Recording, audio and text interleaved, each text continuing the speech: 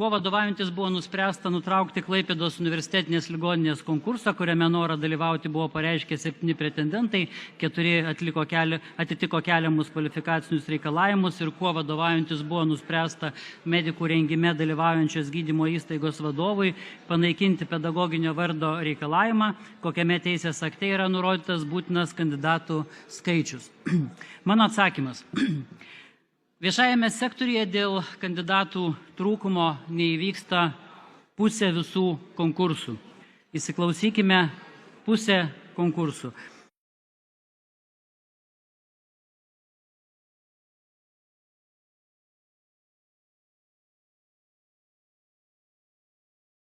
Gydymo įstaigų vadovų konkursų reikalavimus nustato ministras įsakymu. Suteikta pareiga ir atsakomybė už gydymo sistemos ateitį per vadovų prizmę.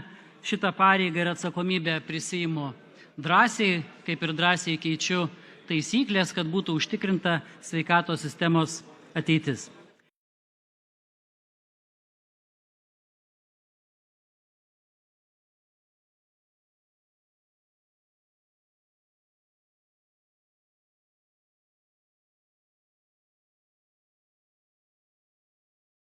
Kai paskelbėme pirmąjį konkursą, neslėpsiu, susidomėjimas buvo ir nemažas. Deja, didžioji dalis kandidatų besitikslinusių kvalifikacinius reikalavimus dokumentų nepateikė, nes būtų netitikę formalaus reikalavimo.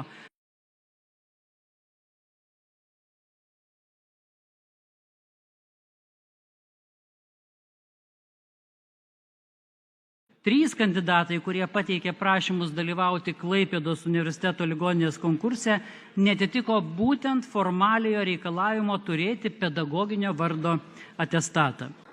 Na, ten taip gavosi, kaip pasakyti, gal iš šono atrodo politiškai, bet buvo visai ne politinė istorija. Jis sako, gal tu galėtum nuo manęs sudalyvauti. Eik, tu sakau, aš į parlamentą įdirbti, ką tu juokauji, žinai. Ne, sako, supranti. Gerai ilga buvo. Normaliai.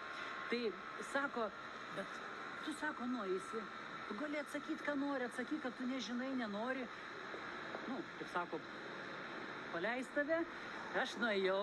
Ir tai, matyti, vienintelė gyvenime įstaiga, čia aš be jokio negatyvo, tiesiog ten tokia taip situacija gavosi, kur nuėjau į darbo pokalbį ir darbo pokalbyje, kuriame į visus klausimus atsakiau, nežinau, ne, tikrai nemoku. Finale ta vadovė to patarėjo, pasižiūrėjo į tą mano bičiulę, aš tik paskui po kiek tai metų pradėjau tarinėti, ar tik jie nebus susitarę, sako, labai gerai, sako, mums kaip tik tokio reikia. Pradėjus domėtis giliau, paaiškėjo, kad kandidatų atkritimo ir nepateikimo dokumentų situacija yra tipinė. Kai mūsų medikai už akademinius ir profesinius pasiekimus yra giriami Europos ir pasaulio mastu,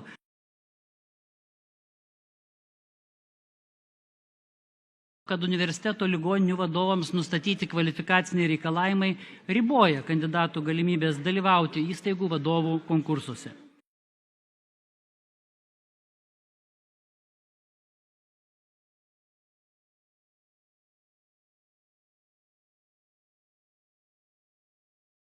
Buvo atsisakyta kelių ribojančių reikalavimų. Reikalavimo turėti pedagoginį vardą ir reikalavimą turėti vadovavimo patirtį konkrečioje srityje, tai yra sveikatos priežiūros ar socialinių paslaugų ar universitetinių studijų ir mokslo srityse.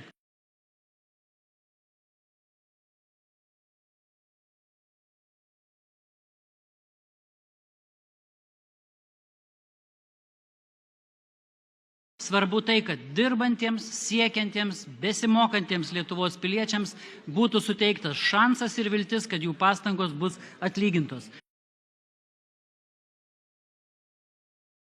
Man tai, žinokit, yra apskritai gėda, kad aš čia stoviu, nes šiuo metu vyksta dalininkų kalbėjimasis apie tai, kaip organizuoti konkursą, o sveikatos apsaugos ministras tuo metu, kai dalininkai tarėsi, yra kviečiamas į Seimo salę paklausti, kaip jums ten sekasi susitarti.